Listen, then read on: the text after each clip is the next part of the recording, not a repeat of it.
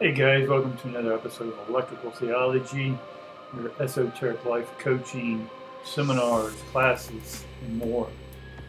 Welcome each and every one of you, my galactic brothers and sisters, my earth brothers and sisters, and my universal brothers and sisters.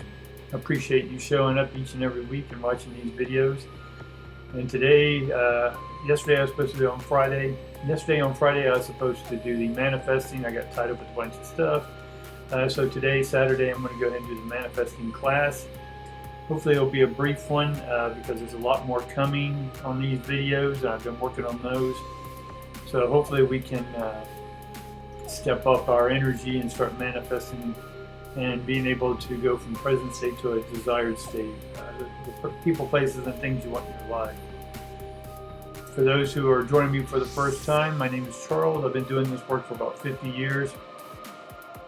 On and off. If you want to know all my other stuff I've done, you can watch other videos and I explain. But I've been in the holistic, paranormal, metaphysical world and a whole bunch of other stuff for a long time. And I take all that knowledge that I've learned from all the different disciplines and a lot of the ancient arcane knowledge. I've been able to then integrate these things and see the universe from a unique perspective, and that's basically what I'm teaching here in electrical theology and soul mechanics. And let's continue on where we were last week. We started with the manifesting path and our alien selves here, and we want food, health, wealth, and love, money. And then how do we go from this present state to a desired state where we actually have the love, we actually are able to have the health we want and the money we want. Now, money is not all things. It is on this planet. It is utilized. It is used. So let's just not kid ourselves. You need money to have a decent life here. Now, there are exceptions to every rule, and there are people who live off the grid. They live a simple life. So yes, you can barter, you can trade. But for most of us in society, you can choose to go live that lifestyle. It's a hard lifestyle, and if you're not used to it, just ask your grandparents how they did it. And see, it take anyone today and trade your grandparents for what they had to go through and working 12, 18 hours a day, some with electricity, some with no bathrooms, and then trade positions with them guys and see how hard they're working. I would give anyone 30-day trade with your grandparents or your great-grandparents, depending on how old you are or young you are. Take 30 days, put you on the farm, and see how long you last. I don't think many people today can last, is my point. And that's my opinion. Hard work, we've become complacent. In our computer world, we sit behind desks like I am right now. I'm back on screen. Yeah, so my point is that we've become pretty lazy in our society. That doesn't mean we don't work hard. It just means that there's different levels of working hard. There's physical working hard, mental working hard, and spiritual working hard. And depending on who you are, where you are, I just don't think many of us could do the physical labors or have the mental mindset that our grandparents did today. Now, I don't want to go work on a farm for sun up to sundown, 40 hours, in the morning, 40 hours at night. I don't want to. So my point is, in this society, we need some money. We need a commodity of exchange here. We need some dollars, gold, silver, crypto. We need something to exchange to get things. Why? Because it's easier. I can walk into a store, hand them some paper, and they give me food back. Right? So let's just go on. So my other point is that we want things in this life. We have a present state. We want desired state. So how do we get that? That's called manifesting. So why am I teaching manifesting? And if you've been watching my videos, you notice that all the classes are actually joined together. These are just all parts of one big picture. But if I taught the big picture all at once, it'd be very confusing to a lot of people. Not to say you're not smart, it's just unfamiliar information in the way in which I'm doing it because you've never seen me do it this way. Therefore, it can be confusing. I'm not saying you're unintelligent. I'm just saying the way I've strung it together and weaved the universal frequencies together and present it my way, it's going to take a little bit to get used to. So the best way I teach this is to break it down in sections. So realms of expanding consciousness, the tarot, manifesting, this, that, and the other. It's this Shambhala hierarchy, the Universal Divine Circuit. This is all, I'm just teaching you all about a car, but if I told you all about a car at one time, it'd be very confusing with all about transmission, the gears, the motors, the electricity. It would just be overwhelming for a lot of people. So what I'm doing is just breaking down this one big system into a lot of different parts. And why do we want to do that is because it's going to help you manifest. And some of the first parts that we're learning is to communicate with others. And we are that mediumship. The goal right now is you're a small ship in the universe. And by amplifying your self-worth, you amplify your signal to the universe or the mediumships out there floating around. And the mediumships, through mediumship, we can then contact ancestors who are still in energy form or have reincarnated or reiterated into whatever electrical form they have chosen. And then we can also talk to the galactic brothers and sisters out there. Just as I'm talking to them now, they hear me because it's just vibration. They're picking up on my channel and they're listening to me and going, hey, listen to this cat over here, right? He's talking about us. Right? So I give a shout out to y'all guys listening in the universe and the cosmos. So we learn to communicate with ourselves, and the way we communicate is in a positive way, in a positive charge, not a negative charge, meaning good or bad, but it's just a higher amplified or faster frequency. Therefore, the faster frequency can reach further distances, and then therefore we can contact mediumships or other people's mediumships. And so these medium-sized ships, we can then have the ability to go to the larger ships, or the larger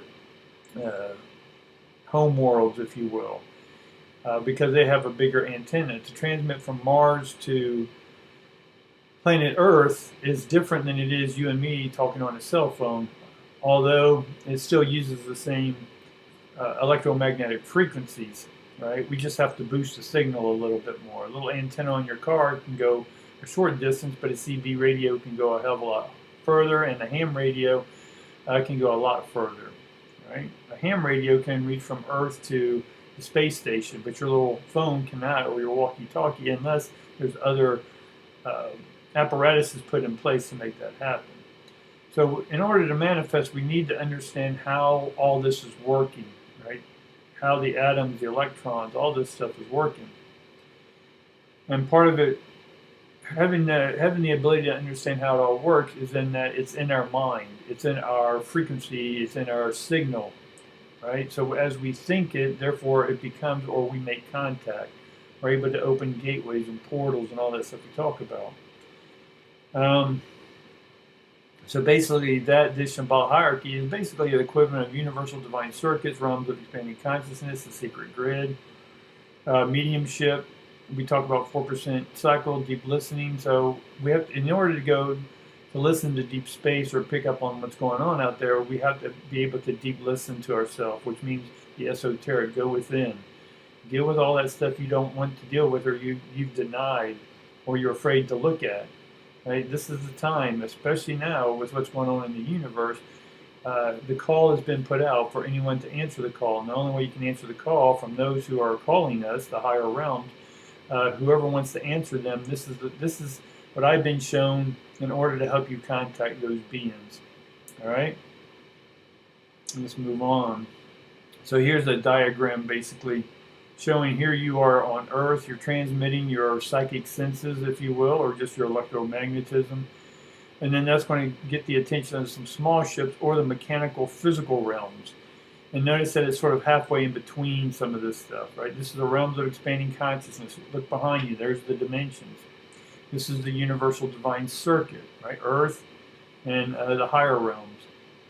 And so as we transmit or amplify our self-worth, then we have a stronger signal, then we can start contacting those on the other side. And no, it's not evil, they're just not in their shell anymore.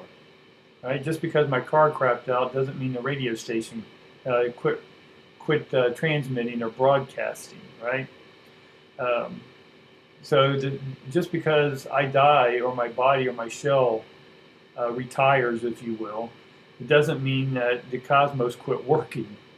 So those who have crossed over are just in energy form now, and so we can communicate with them and other beings within that realm, if so chosen to. Now, once we are able to communicate by amping up our energy, now this little UFO symbol here can now transmit the bigger ship. So small ship to medium ship. Now, when you want to practice mediumship, you already have had to amplify all the way up and connect other worlds, other galaxies, other cosmos, whatever you want to differentiate the different realms. And these ships are just bigger. Literally in space, these things are a city wide. These things are bigger than a continent here on this planet. And so to reach them takes a hell of a lot of electricity and energy to get to them. Now, once I've made contact with these guys, now I can work as a mediumship, which means I can take the lower frequencies from humans, from other beings, and transmit or amplify or transform. I'm a transformer. I take their formed energy and transform it to a higher frequency, right? Their transmission up and down, I can go each way. I can transmit up or transmit down. And so I'm a transformer or mediumship, same word. So I can transform your low frequency, amp it up, and then the bigger ships can hear it. For what purpose? We'll get into that later. But it's to gain knowledge, to have a bigger panoptic perspective of why you're even here on this planet. And why is all this important? Is because taking this electricity on this grid behind you, is being able to transverse, right? We have all the multiverses and omniverses and all this good stuff. Well, we have to transverse these frequencies. These are all frequencies. If I go back and forth, these are frequencies, a wavelength. And so as I continue going down this frequency, it gets thicker and thicker and thicker. And if your signal's not strong enough to push through that thickness or through our ionosphere, then you're not able to transmit the mediumship. Now I'm able to communicate with all these realms.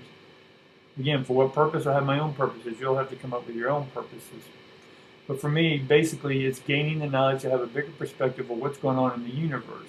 To know that I didn't originate here from Earth. I originated from different planets.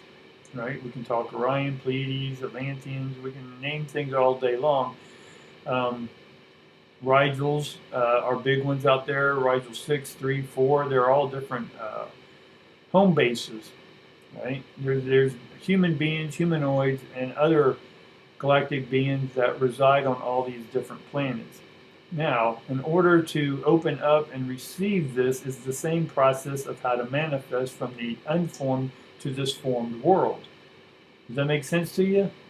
Right? Understanding how to communicate, send signals and receive signals is what we're going to be able to send a signal to the unformed energy, to that, and then be able to take it from that to this, the Shambhala hierarchy, to God, into the 7 frequencies which we exist in. And everything in the 7 frequencies is under the realm of physical, mental, spiritual, in the mechanical realm.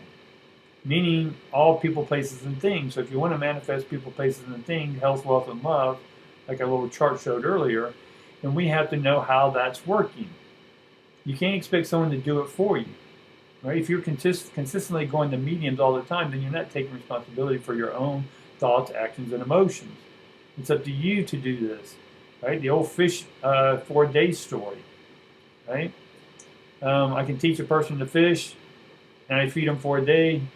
Or I can give a man a fish, feed him for a day, or I can teach him to fish and feed him for a lifetime type thing. So if you're relying on mediums to give you the answers all the time, then you're not doing your work. And I understand we all come at a point in life where we need to get someone external, a counselor, a coach, mentor, something to help us get out of our own stuff. I get that. But once you're out, you need to do this work so then you can help others get out of theirs.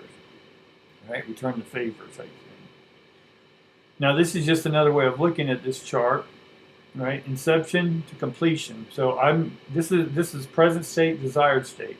Right, inception is present state, completion is desired state. Now look at every one of these have ions. Right, so everything that we do, we're taking the ions or the unformed energy, transforming it, stepping it up or down. In this case, stepping it down from the unformed into the formed world and turn it into people, places, and things. Right, whatever thing you want. Right, but we got to take it from the no thing to the thing.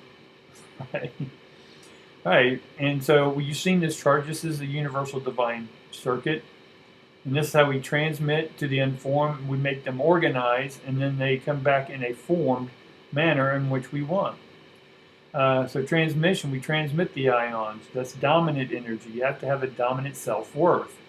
Right? You can't have a submissive one. Not to transmit. To receive, yes. And then that goes into that, the Aleph, right? The verse, the no thing. And then it's got to travel through the 9, 6, and 3 gates. And we'll delve into this later in the 9, 3, and 6s. And then that brings it into the thingness world, the adverse world, the Beth, this world. Right? This is just another version of that, but I'm bringing in this little character up here. Right? And let's break that down a lot more. Let's go here for it first. So as we transmit a thought from the no thing, right, we already have had to do some of our self-worth, self-esteem. We had to look inside ourselves and then start admitting and taking responsibility for our thoughts, actions, and emotions.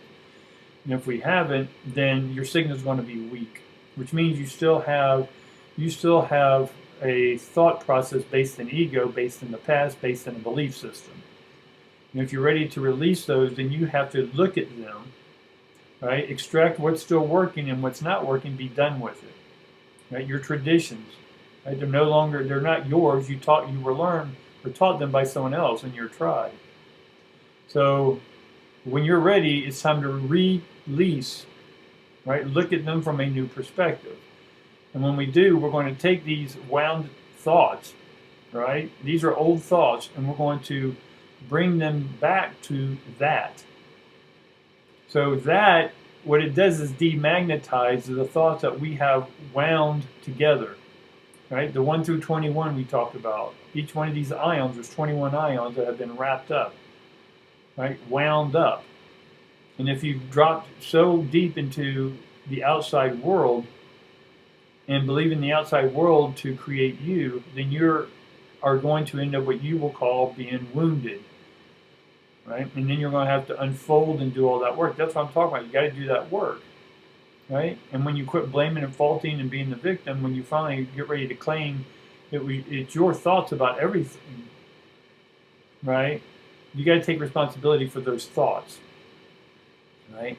So this is just a whole bunch of old thoughts, and we're going to send them through the triangle. We've talked about the triangle, the basic building block. Well, that goes through, it basically unwounds or unwinds the individual collective thought and breaks it down into the letter and back. It breaks it down into words, or breaks it down from phrases to words to letters to individuals, and then nothing. And so basically, what that does is demagnetize or unravel, or unfold what you folded.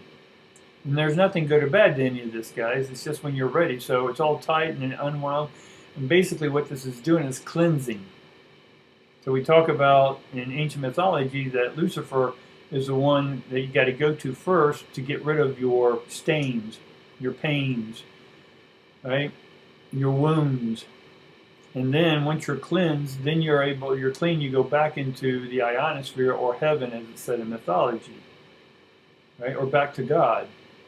And so you're being cleansed right here. Your ions are being demagnetized and given it back to the adverse or the unformed. The verse unformed. There's a formed adverse and an unformed verse. So let's not get confused too much. And then it spits it back out. And what this is doing at this point, we are in charge from when it comes out of that. And as soon as it hits thisness, we now aren't looking at it forming, we take the perspective from this position. So we're looking from this, having it formed. So we're behind the thought. We're not in reaction to the thought of our life. We're creating the thought, manifesting. Right? So the thought eventually becomes things. Right? Because thought becomes thinking, and the thinking becomes the thing. Right? And so there's this, and there's that, and then there's the thin and the thick. And so the thin veil is what we're going through. We're able to come through, and then when we send it back to earth, or into thingness, right, through thinking, it becomes thick. Now, the thin king, right, you become the king of your thoughts. You have to take it to the thin veil, the veil of possibilities. And so we become the thin king. If I ever choose to put any of my galactic poetry up, if you will, I talk about the thin king all the time, which is just us going through the veil and taking responsibility for what's happening. So we take our wounded thoughts, clean them up, and we reorganize them. We refocus our thoughts into what now becomes the desired state through the universal divine circuit, from the no thing to the thing. So basically we take what's not working for us, make a choice of what we do want, and then make that choice, and then command that choice. And we'll get into the command later, that it's not a negative thing, because there's principalities that are here working for us, and that's how it's been designed. So basically this is just the same thing. So we have a thought, the thought thinking, the thought thing, and then we start unthinking. We unravel what we were taught and what's not working, so we unfold that, and then the 21 strings through and gets cleansed, and then comes back into the universal divine circuit. This is the universal divine circuit, just in a different perspective. And then the 21 starts spiraling again, that comes from the no thing into this world, into your environment, and from the supernatural to the natural. Let me just scoot through. So basically we're just forming, we're bringing the curled ions into this world and manifesting it. And this is for later stuff, we won't get into it now. And I'm going to show you how this all pairs in with the universal divine circuit, and in more depth with the tarot. Right? So if you want things in this realm, let me see if I've pulled it up. So when we're learning communications on Mondays and Tuesdays of each week, I'm showing you how to communicate with the divines, or the two-way communication. Divine is di, meaning two. Vine is the electromagnetic spectrum of which we're communicating through. So over here you have the mechanical realm, which we're sort of in, and then you have the chemical realm, and then you have the spiritual realm up in the higher realms, or the electrical realms. Now in the higher electrical realms you have the angels, or the angles, right? Angles are degrees. But then as we sort of get thicker in our thinking process, it becomes an alchemical. We're mixing the this, the that, the Shambhala, the hierarchy all together, and that's becoming thicker. We're winding up thought. And as we wind up those thoughts, it's an alchemical process, which then we start understanding angels. Right? Angels are just the commanders of the ships. That's why we're going to command the ship, right? And our ship, we're the commander of our ship, and then one commander to another commander, we command. So I'm going to command these angels to work for me. That's why they're here. In mythology, angels were sent down to watch over man. Yes, I know the story of fallen angels and all that good stuff. But for right now, just angels are still angles to me. They're degrees, right? The faster and the higher your antenna is, the more degrees or of space you'll be able to contact, right? And this is what the 33-degree Masons teach of. This is of any secret societies. There's different initiations and degrees. We're the ones initiating, right? Initiating ions. We're the one pushing them out in a signal amplified by our strong will, wisdom, and action. And as we make this alchemical angels, right? They're the ones who are going to help us. Just as you walk into a McDonald's or something, you tell them, you command in a nice way. You command and say, hey, I want a burger. Well, in exchange, you do an exchange. The next thing you know, you don't need to hop back there and do the process. You don't need the cooking. You don't need to be on the farm raising the cow, right? None of all that process. These are all of the veils of possibility processes. And once you have all those veils, you don't need to do all that work. That's what these commanders do. This is what these alchemical angels do, is that they take it from the higher realms, do all that work for you, right? As long as you're in the middle, they will help you, right? They will give you that, then it's up to you to take it to earth, right? And so these alchemical angels will come and then do the work on the electrical realms, and then it's up to you then to open up and receive and be submissive, right? Reception, receive the ions, right? And so these alchemical angels then is what in mythology here on earth, people look at angels they guide you, right? It's guidance. They're guidance counselors, right? They'll guide you where you need to go, but you got to do the work, right? They'll guide you to this information that I'm showing you now, right? And this will resonate for you. And if it doesn't, great, throw it away. Go to somewhere else, right? I'm not attached to your outcome. I'm just sharing with you the information that has been shared with me, all right? And if you're ready to make contact and understand what's about to happen here on this planet Earth, then these will guide you. These angels will guide you to the proper angles to transmit your signal so that you can receive and get a heads up of what's going on. All right? All right, guys, I think that's going to do it today. I know it's a longer video, but hopefully this was inspirational to you. It gave you some new insights. It gave you some shits and giggles. Who knows, guys? I appreciate you hanging out, though, and look forward to seeing you next time. And don't forget to like, subscribe, share, and all that good stuff, all right?